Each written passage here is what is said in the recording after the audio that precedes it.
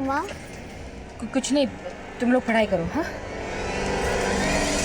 माँ, हमारी गर्मियों की छुट्टियाँ आने वाली है, आप हमें बाबूजी के पास शहर लेके जाओगे? नहीं बेटा, इस बार हम लोग नहीं जा पाएंगे। हाँ पर क्यों नहीं माँ? आपने तो बोला था कि हम बाबूजी से मिलने शहर जाएंगे। अरे काहे झूठा दिलासा दे रही हो इन बच्चे को? पता काहे नहीं देते कि इनका बाबा वापस नहीं आने वाला? जीजी, आपको जो कुछ भी कहना है हमसे कहिए। काहे बच्चों के दिमाग में उल्टा सीधा भर रहे हैं? अरे तुमको तो कछु कहना ही बेकार है। जाने वाला तो चला गया और तुम सबका बोझ हमरे मत्थे मर गया। खिलाओ पिलाओ भी, ऊपर से पढ़ाई लिखाई का खर्चा भी। सुन लो तुम लोग, अब से तुम दोनों में से कोई स्कूल नहीं जाएगा। रमा, तुम्हें मना किया है ना, इनको तंग मत किया करो। चलो भीतर, भीतर चलो। सुलेखा, तुम इसकी बातों का बुरा मत माना करो। मैं हूं ना, सब देख लूंगा। बच्चों तुम बैठो, पढ़ाई करो, चलो।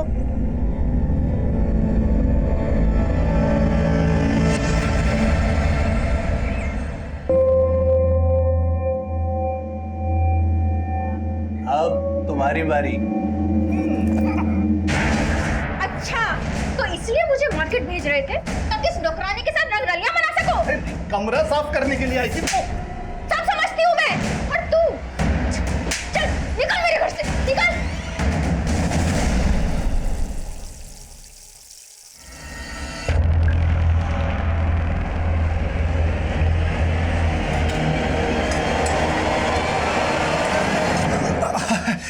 अरे छुटकी और गुड्डी कहाँ है?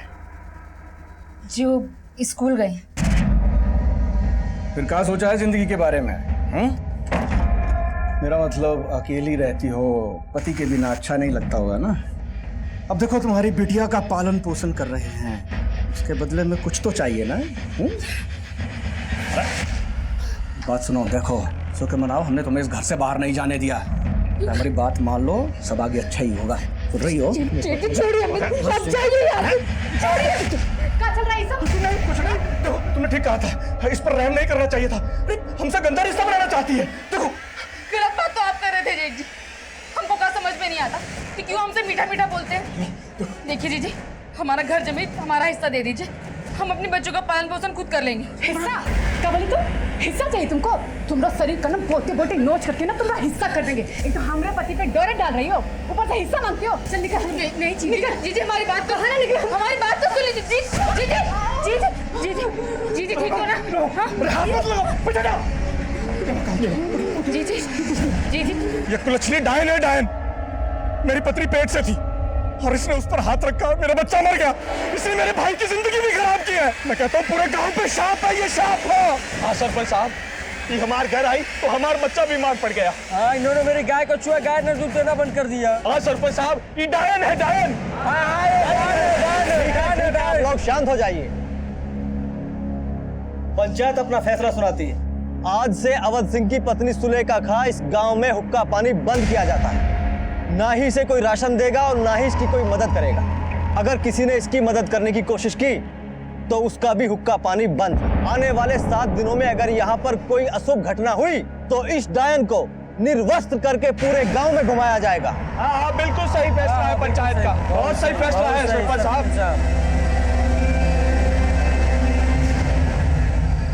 माँ, बहुत भूख लगी है। माँ, तुम लोग बैठो, मैं भी आती हूँ।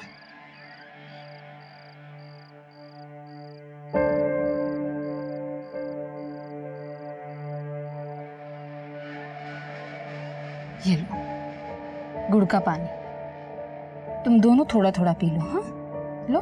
माँ, गुड़ का पानी नहीं, दाल भात। माँ, कहाँ से लाऊं तुम लोगों के लिए दाल भात?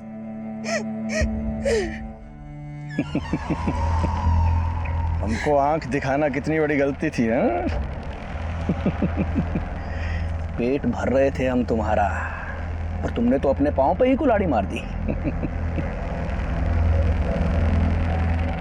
तो अब भी चाहे ना तो मैं तेरा और तेरे बच्चों का पेट भर सकता हूं।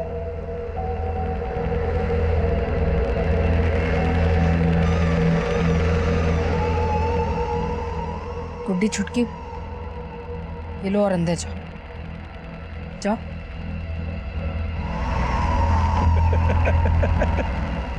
अरे वाह, तू तो बहुत जल्दी मान गई है।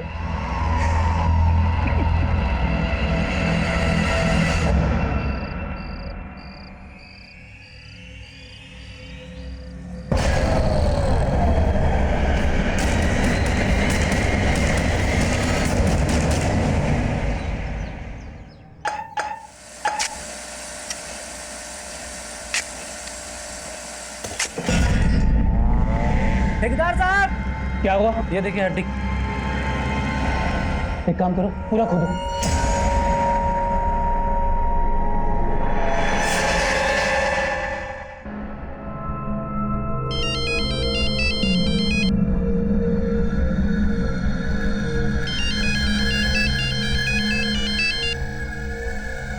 क्या हुआ?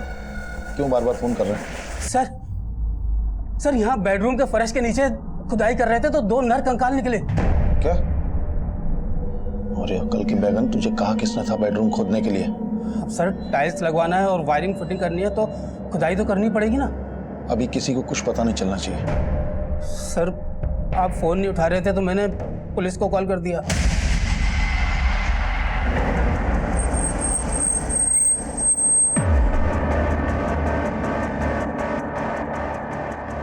सर अंदर क्या हुआ है हमें जानना है। सर प्लीज बात करने दीजिए सर। रास्ता दीजिए। बाहर बुलाइए, हमें बात करनी है sir. Please sir please excuse me. No question, बताइए नो कि क्वेश्चन, प्लीज आंसर दीजिए। नहीं सर।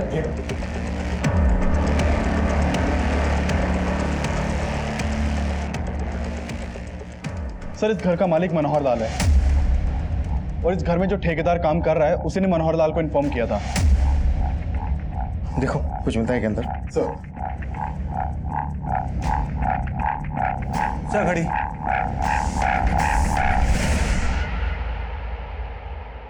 चौदह तारीख। सर ये देखिए, ये खाली गिफ्ट रैपर मिला है। इस रैपर पर हैप्पी वैलेंटाइन डे लिखा है। घड़ी में है 14 तारीख, मतलब घड़ी 14 तारीख को बंद हुई। इसका मतलब यह है कि ये कंकाल किसी कपल के होंगे। शायद इन्हें 14 फरवरी वैलेंटाइन डे के दिन दफनाया गया होगा। सर सच में हमें कुछ नहीं पता कंकालों के बारे में। सर 2 साल से इस घर में रह रहे हैं हम, तो सोचा रिनोवेट करवा देते हैं। उनको क्या मालूम था कि कंकाल निकल आएंगे यहाँ पे। और कौन कौन रहता है इस घर में? अकेले रहते हैं हम।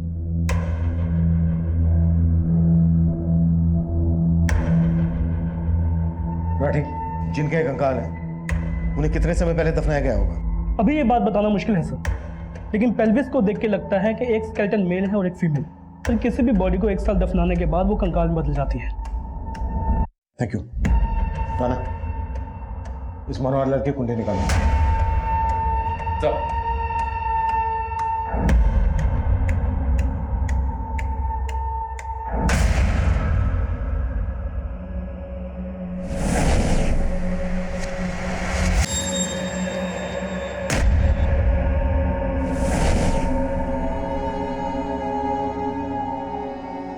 क्या हुआ चुटकी? संभालो, हम हैं ना।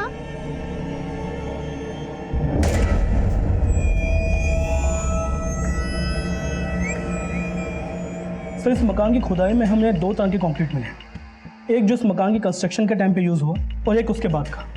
मतलब ये हत्याएं इस मकान के कंस्ट्रक्शन के बाद हुई हैं, जब ये मकान बन चुका है। Yes sir. उसके बाद बेडरूम में गड्ढा खोदकर इन लाशों को दफना दिया गया और उसके बाद कंक्रीट और टाइल से उसको कवर कर दिया गया। शर्मा, पता करो ये मकान कब बना था। कंकाल के साथ जो हमें हैप्पी वैलेंटाइन डे लिखा हुआ रैपर मिला है और 14 तारीख को बंद हुई घड़ी मिली है। 14 फरवरी और उसके आसपास की जितनी भी मिसिंग कंप्लेन है आसपास के सभी थानों में पता कर। आवाज लग रही है डियर आसू, बिजली गिराने का इरादा है। तुम्हारे लिए गिफ्ट लेकर आया हूँ, ये। पर इसे यहाँ मत खोलना, घर जाके। एक मिनट, एक अर्जेंट फोन है। हाँ तो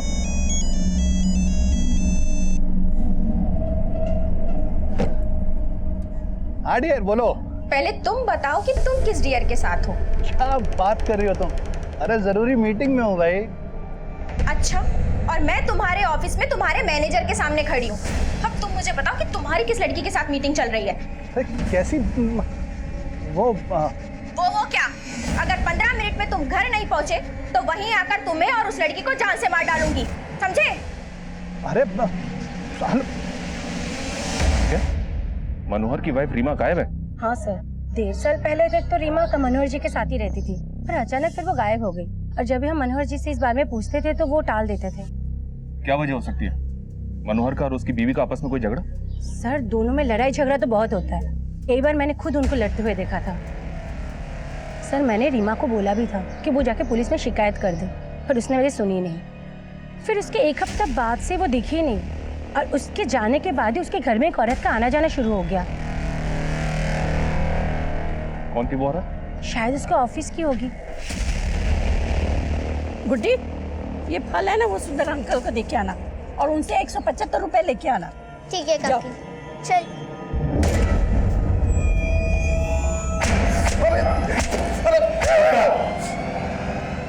चल, मजा शुरू। सर, जरूर आपके किसी ने कान भरे हैं सर। हमने अपनी बीवी को मारा ही नहीं है सर, वो खुद हमें छोड़ के चली गई। आजकल कहाँ है रीमा? सर, हमको मालूम नहीं सर।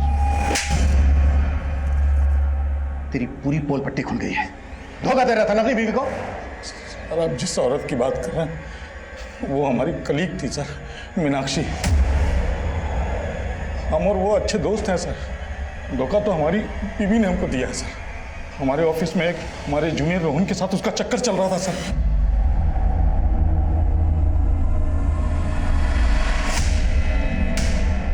इसलिए तूने रीमा और रोहन को मारकर उस मकान के नीचे गाड़ दिया, तो कंकाल मिले हमें वहां से। अब ये बोल, मीनाक्षी भी इसमें इन्वॉल्व थी? मीनाक्षी, मनोहर की बीवी गायब है और तुम्हारे दोस्त के घर से हमें 2 कंकाल मिले, और तुम्हारे ऑफिस से हमने ये भी पता लगा लिया कि रोहन भी तभी से गायब है जब से रीमा। तुमने नहीं तो क्या अकेले मनोहर ने कांड किया है? अपनी पत्नी का पता बोल, हमें उसके मैके वालों से मिलना है। सर, रीमा का यहाँ कोई नहीं था सर, और हम भी रीमा को अपनी शादी के सिर्फ 6 महीने पहले से ही जानते थे सर। रीमा मनोहर की दूसरी पत्नी है। पहली पत्नी तो 10 साल पहले ही गुजर गई थी। 2 साल पहले ही रीमा और मनोहर ने शादी की थी। सर, वो कंकाल रीमा और रोहन के हैं ही नहीं, पुराना कांड है सर। कोई हमसे पहले जो रहता होगा ना, उसने किसी कपल को गाड़ दिया होगा वहां ले जाके। तेरे से पहले कौन रहता था वहां? सर, ओम प्रकाश बिल्डर से लिया था हमने मकान। आज कहाँ ले जा रहे हो हनी? आज हाईवे रिसोर्ट पे कमरा बुक किया है तुम्हारे लिए। इसका फोन आ गया, 1 मिनट। हाँ बोलो। सर, कहाँ हैं आप? क्या? मेरी बीवी फिर से ऑफिस आ गई क्या? सर, बीवी नहीं, आफत आई है। पुलिस को आपके घर से 2 कंकाल मिले हैं। क्या बकवास कर रहे हो तुम? किसने खबर दी है तुम्हें? सर, अगर आपके पास फुर्सत है तो खुद चेक कर लीजिए। टीवी, अखबार, सोशल मीडिया, सब में खबर चल रही है।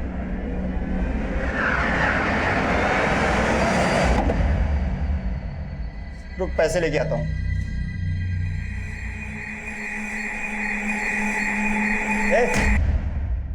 चोरी करने का इरादा है? नहीं अंकल। अंकल की बच्ची, बताओ तेरे मालकिन को। मैंने तुम पे भरोसा किया और मुझे ये क्या सुनने को मिल रहा है? तुम चोरी कर रही थी? नहीं काकी। मैं कम इन सर? यस, कम इन। सर, मैं रजिस्ट्रार ऑफिस में रजिस्ट्रार से मिला था, तो पता चला कि वो मकान 10 साल पहले बनाया गया था, और सबसे पहले वो मकान ओम प्रकाश नाम के बिल्डर ने बनाया था। सर, ये ओम प्रकाश। सर, ओम प्रकाश ने ये मकान मोहन राकेश को बेच दिया था, और फिर 1 साल बाद इसने मोहन राकेश से वो मकान दोबारा, ने कुछ महीने बाद वो मकान वापस बेच दिया मनोहर लाल को। उसे गौर करने वाली बात यह है कि ओम प्रकाश ने रीसेल में जिस दाम पे ये मकान खरीदा था उससे कम में उसे बेचा। एक बिल्डर अपने ही बनाए हुए मकान को कम कीमत पर क्यों बेचेगा?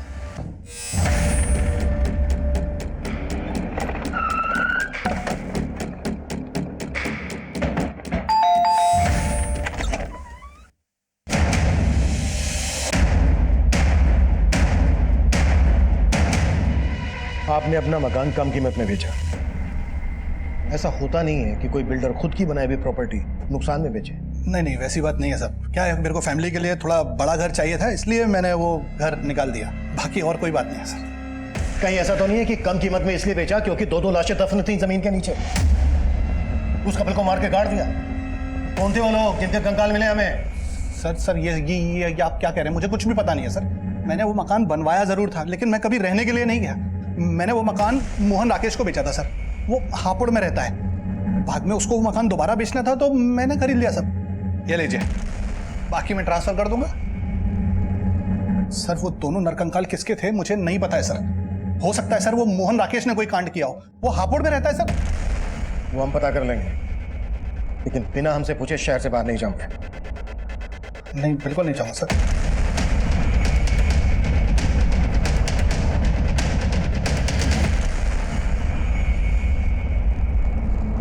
अच्छे से छिलना और छोटा छोटा काटना, ध्यान से, जल्दी कर।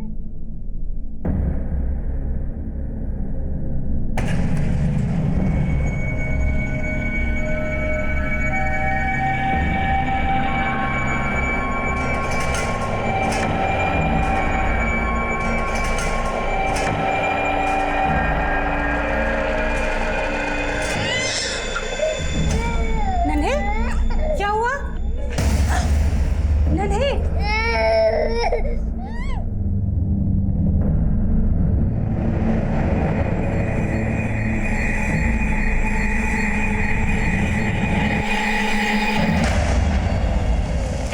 सर वो घर मैंने 2010 में खरीदा था, फिर मेरा मुंबई में ट्रांसफर हो गया।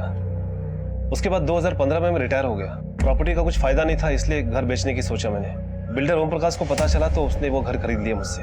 तब से लेके आज तक मैं अपने बेटे के साथ हापुड़ में रह रहा हूँ। कहीं ऐसा तो नहीं है कि पहले 2 लाशें दफन कर दी और उसके बाद घर बेच दिया? नहीं सर, कुछ समय के लिए मैंने वो घर किराए पर दिया था एक रिटायर आर्मी वाले को। चंदन सिंह नाम था उसका। आप घर की बिल्कुल फिक्र ना करें, अपने घर की तरह हिफाजत करूंगा। 1 साल तक चंदन किराया बराबर भेजता रहा। उसके बाद अचानक उसने पैसे भेजना बंद कर दिया। मैंने उसे बहुत कॉल किया लेकिन उसने मेरे एक कॉल का भी जवाब नहीं दिया सर।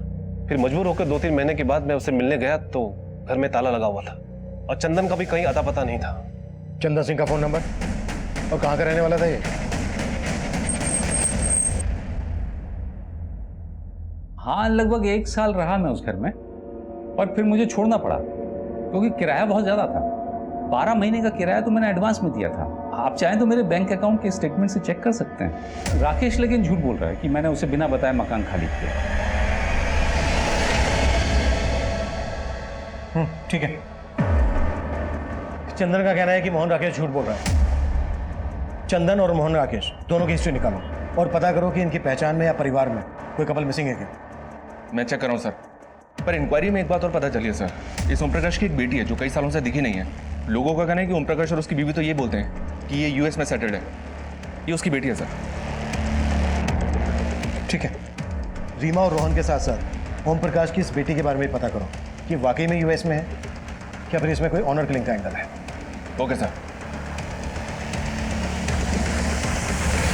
अरे अब तो मैं घर से बाहर भी नहीं जाता। अब किस बात की टेंशन ले रही हो? टेंशन तो मेरी जिंदगी में उसी दिन घर कर गई थी जिस दिन तुमसे मेरी शादी हुई थी। ये टेंशन मरने के बाद भी मेरा पीछा नहीं छोड़ने वाली।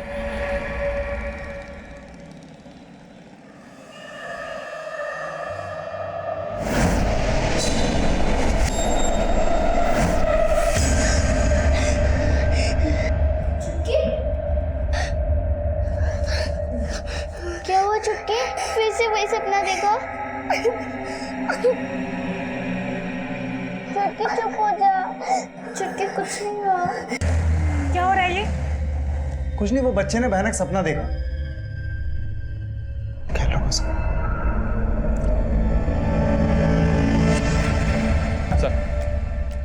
सर मैंने पता किया, ओम प्रकाश की बेटी वाकई में यूएस में सेटल्ड है। लेकिन सर एक मिसिंग कपल मिला है जिसका कनेक्शन ओम प्रकाश के साथ है। इस ओम प्रकाश ने एक बार नगर पालिका के एग्जीक्यूटिव इंजीनियर को जान से मारने की धमकी दी थी। ये देखिए सर, ये वो इंजीनियर है, इसका नाम प्रताप है। इसने एफआईआर भी करवाई थी, लेकिन एफआईआर के चंद दिनों बाद ही प्रताप और उसकी पत्नी प्रीति दोनों लापता हो गए और उस केस का प्राइम सस्पेक्ट ये ओम प्रकाश ही था।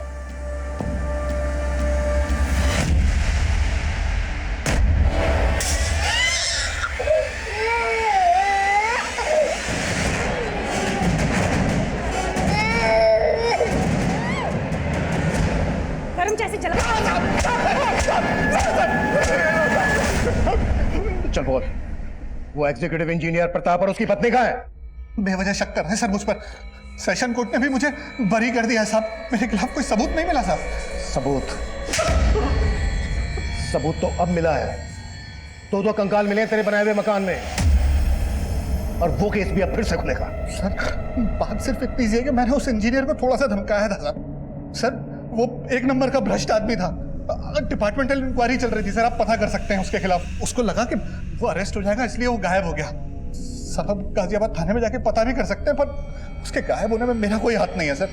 जब तक सच ना खुले ना।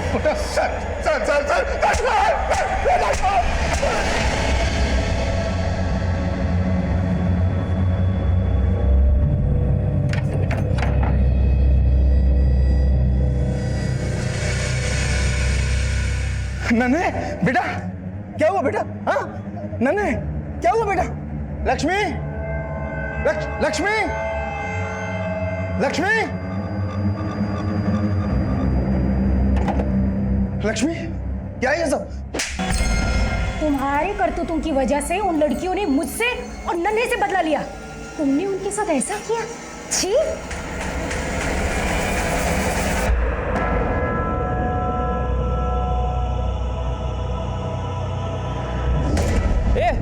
रुको।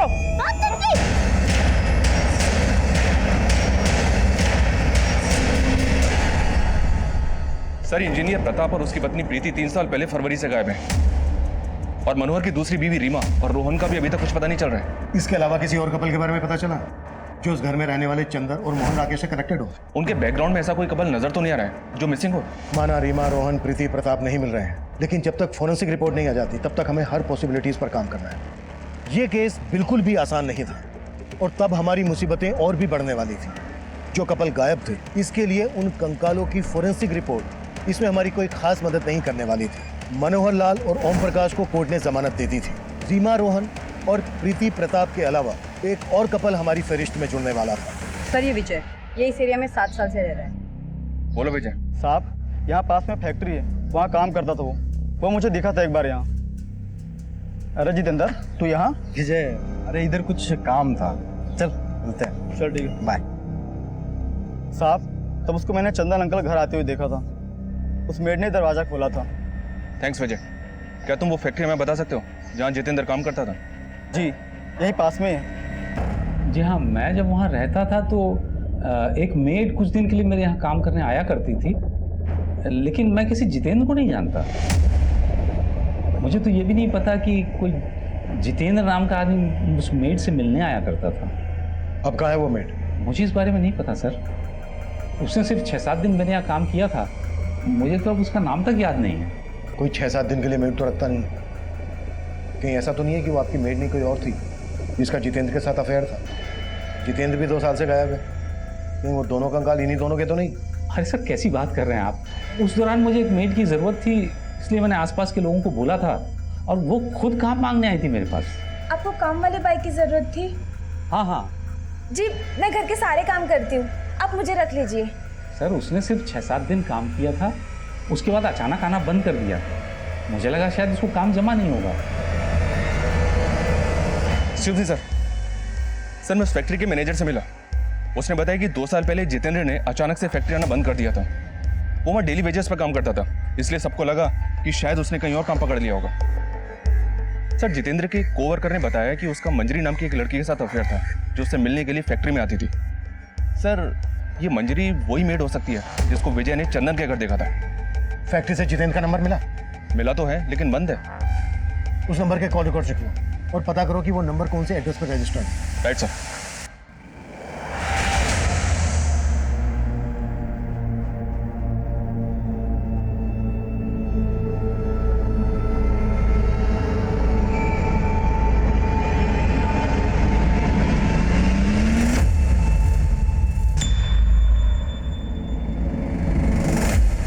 मैं कम इन सर? यस कम इन। सर जितेंद्र का नंबर पिछले 2 साल से बंद है। उसके मोबाइल सर्विस प्रोवाइडर से उसका फोटो भी मिला है। ये नंबर मथुरा के एड्रेस पर रजिस्टर्ड था।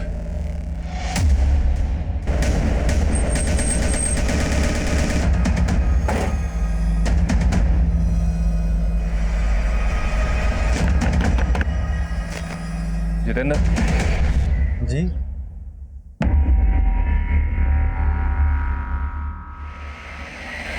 हाँ साहब, मैंने ही चंदन अंकल के यहाँ काम किया था। तुम्हारा नाम?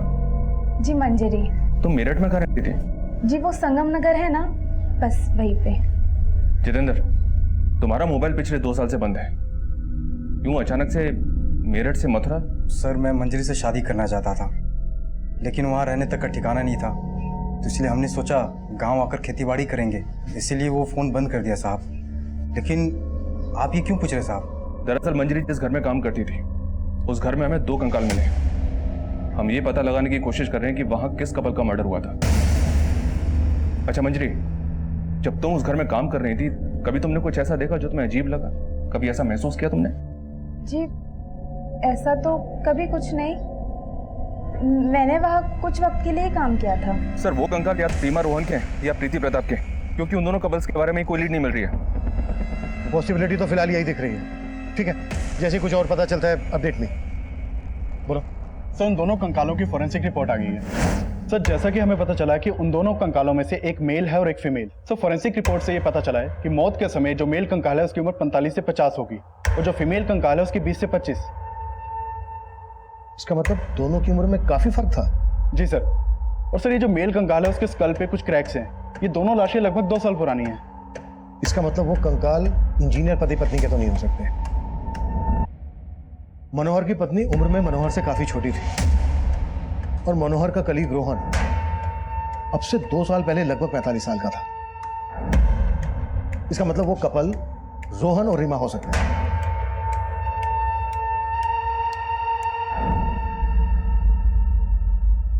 राणा, मनोहर को लेके आओ क्विक। मैं आई कम इन सर? यस कम इन। सर जितेंद्र और मंजरी ने जो अपना एड्रेस दिया था मेरठ का वो गलत निकला। व्हाट? मंजरी और जितेंद्र ने गलत एड्रेस दिया था?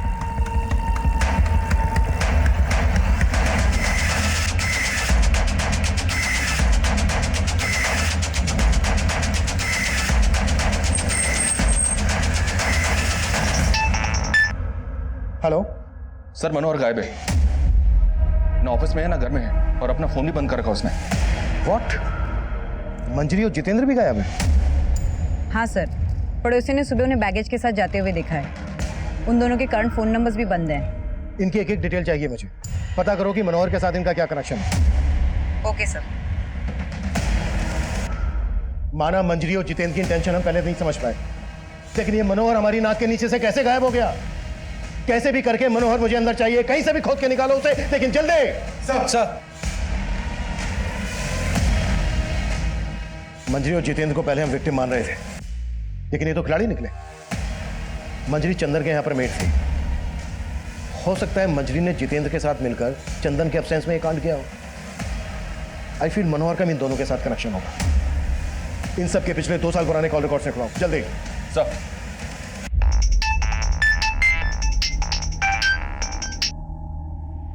हेलो सर, जितेंद्र के पड़ोसियों से पूछताछ की तो पता चला कि मंजरी यूपी के सिकंदरपुर गांव की थी।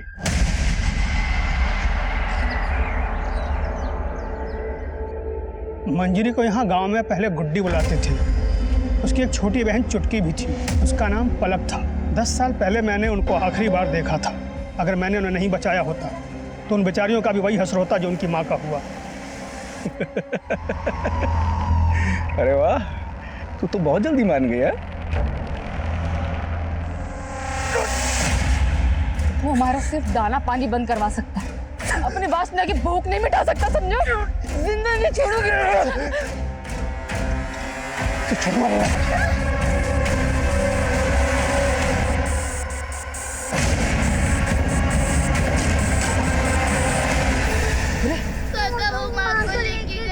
चिंता मत करो, मैं हूं ना, मैं हूं तुम्हारे साथ। चलो आ जाओ, आ जाओ, चलो।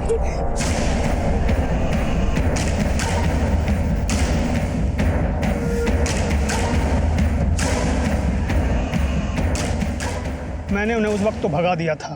क्या उनकी माँ को गांव वालों ने मार दिया? नहीं साहब, गांव वालों ने नहीं, प्रेम ने अपने कुछ साथियों के साथ मिलकर सुलेखा को मार डाला।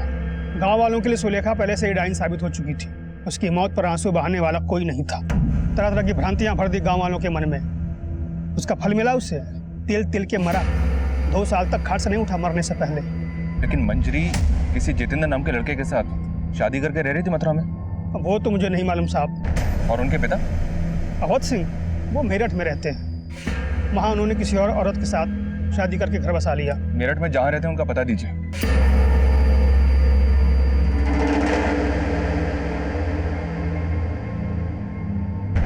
अपनी माँ की हत्या के बाद वो शहर चली आई थी। उन्हें तो ये भी नहीं मालूम था कि मैं यहाँ रहता था। उनके पास मेरा एक फोटो था बस। फिर एक फल बेचने वाली औरत की मदद से उन्होंने मेरा पता लगा लिया। ये मेरी सेकंड वाइफ है, लक्ष्मी। मैंने इन्हें भी नहीं बताया था कि मैं पहले से शादीशुदा था। मैं उन दोनों को घर में नौकरानी बना कर ले आया था और वो ये बर्दाश्त नहीं कर पाए कि उनकी माँ का हक मैंने लक्ष्मी को दिया और उनका हक नन्हे को। फिर एक दिन गुस्से में उन्होंने लक्ष्मी को सब कुछ बता दिया। दरवाजा खोल। तुम ही हो कारण जिसकी वजह से हमारे बाबूजी ने हमारी माँ को छोड़ा था। क्या? ये क्या कह रही हो तुम? हाँ, वो सिर्फ नन्हे के नहीं, वो हमारे भी बाबूजी है। और तुम हमें नौकरों की तरह मारती हो, लेकिन अब नहीं सहेंगे हम। अब हम नन्हे को मारेंगे। प्लीज मेरी बात सुन। इसमें नन्हे की क्या गलती है? मैं तो खुद भी नहीं जानती थी कि वो तुम्हारी भी बाबूजी है। प्लीज बेटा, नन्हे के साथ कुछ मत करना। वो दोनों पिघल गई थी। कसूर उनका नहीं, इनका था। मैंने तो फिर भी इनको माफ कर दिया, लेकिन वो शायद कभी इनको नहीं माफ करेंगे। इस वक्त कहाँ हैं दोनों बहनें? सर वो तो उसी दिन चली गई थी और उसके बाद लौट के घर वापस नहीं आई। कहीं ऐसा तो नहीं है कि आप जानते हैं मंजरी कहाँ है और जानबूझकर हमें नहीं बता रहे हैं? सर हमें कुछ नहीं पता। हम सच में आपसे कुछ नहीं छुपा रहे। सर उस फ्रूट बेचने वाली को गुजरे भी सालों हो चुके हैं जब पलक और मंजरी काम करती थी। ना तो जितेंद्र का कुछ पता चल रहा है और ना ही मनोहर के बारे में कोई लीड मिल रही है। मैं coming sir? Yes coming. Sir Manjari 2 साल से जितेंद्र के साथ जहाँ रह रही थी वहाँ कभी किसी ने पलक को नहीं देखा। और जितेंद्र के पड़ोसियों को तो ये तक पता नहीं कि मंजरी की कोई छोटी बहन भी है। इसका मतलब मंजरी के साथ साथ उसकी छोटी बहन पलक भी 2 साल से गायब है। गायब तो मनोहर भी है सर, और उससे हमें उसकी पत्नी रीमा के बैकग्राउंड का पता नहीं चला। तुम कहना चाह रहे हो कि पलक ही रीमा है और पलक नाम बदलकर मनोहर की जिंदगी में आई। इसी वजह से जितेंद्र और मंजरी के साथ साथ मनोहर भी गायब है। अब तक जो बातें सामने आई हैं उससे तो यही लगता है कि मंजरी अपनी छोटी बहन पलक को लेकर बहुत प्रोटेक्टिव थी। अगर पलक का मर्डर हुआ है तो फिर मंजरी भागी क्यों? क्या मंजरी भी अपनी छोटी बहन पलक के मर्डर में इन्वॉल्व है?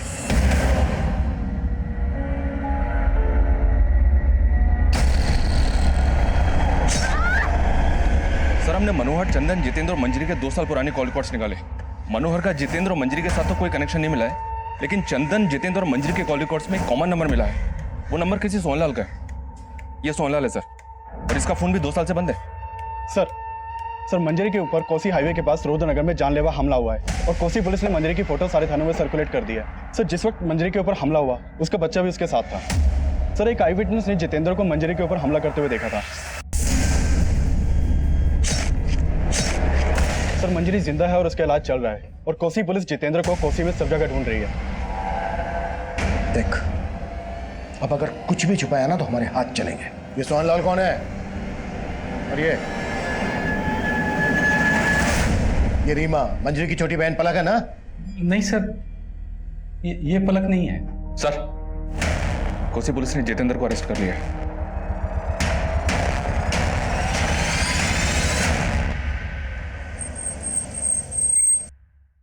मैं और छुटकी हमेशा माँ से पूछती थी, माँ हमारी गर्मियों की छुट्टियां आने वाली है, आप हमें बाबूजी के पास शहर लेके जाओगे? लेकिन माँ कोई ना कोई बहाना बना के बाहर टाल लेती थी। तब हमें समझ नहीं आता था माँ बाबूजी की बेवफाई की सजा काट रही थी और मेरे ताऊ तो मेरे बाबूजी से भी गई गुजर निकले। अपनी गंदी नीयत पर पर्दा डालने के लिए उन्होंने पूरे गांव के सामने मेरी माँ को डायन साबित कर दिया। आखिरी बार माँ की शक्ल भी नहीं देख पाए हम दोनों बहनें। हमें बस इतना पता था कि हमारे बाबूजी यहाँ मेरठ में रहते हैं, तो हम दोनों बहनें मेरठ चले आए। फिर फल वाली काकी ने हमारे बाबूजी को खोज तो निकाला, पर वो कई सालों पहले हमें पराया कर चुके थे। हम वहां से भी निकल गए। सोचा उनकी दहलीज पर कभी कदम नहीं रखेंगे। हम काकी के पास लौट रहे थे तब फिर सोहनलाल आया हमारी जिंदगी में। कहने को वो हमारा मसीहा था, उसने हमें उन लड़कों से बचाया था। वो हमें अपनी नई जिंदगी देने के लिए अपने घर ले गया। बोला कि अरे ये तुम्हारा ही घर है, बैठी। देखो, आज से मुझे ही अपना पापा समझना है और आज से तुम दोनों की सारी जिम्मेदारियां मेरी। उसने हमें पाला, पढ़ाया, सब किया, लेकिन उसकी नीयत डोलने में वक्त नहीं लगा। जैसे तैसे कट रही थी। फिर जितेंद्र हमारी जिंदगी में आया। मैं मंजरी के लिए किसी हद तक जा सकता था साहब, लेकिन तब तक उसने बताया नहीं कि उसका मुंह बोला बाप सोहनलाल उसका रेप करता था। सिर्फ सोहनलाल ही नहीं, उसका दोस्त चंदन भी।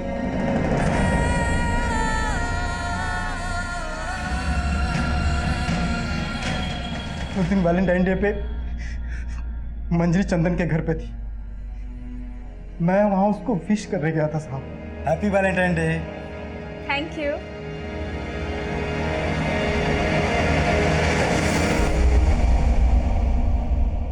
ये क्या हो रहा है मेरे घर पे?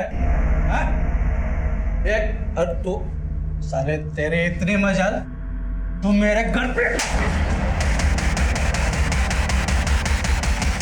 अगर मैं उस शैतान को पहले ही मार देती तो आज मेरी चुटकी।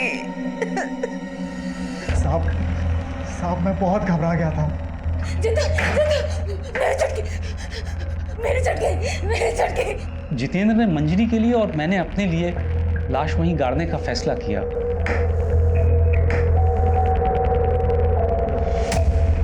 जब माँ गई तो एक चुटकी ही थी।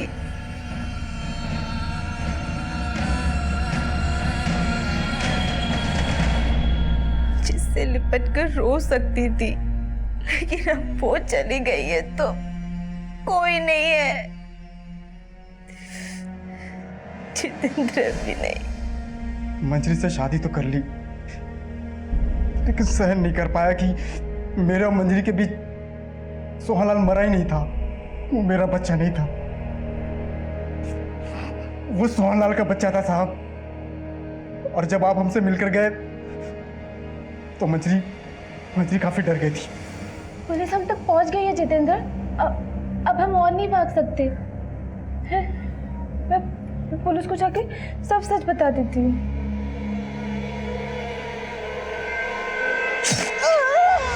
मर जाती तो जरूर पछतावा होता साहब। अगर अभी कोई पछतावा नहीं है, जिंदगी ने जो दिया है सब कुछ आपके सामने रख दिया। बस इतनी सी गुजारिश है कि मेरी बेटी वो बने जो मेरी और मेरी छुटकी की किस्मत में नहीं था।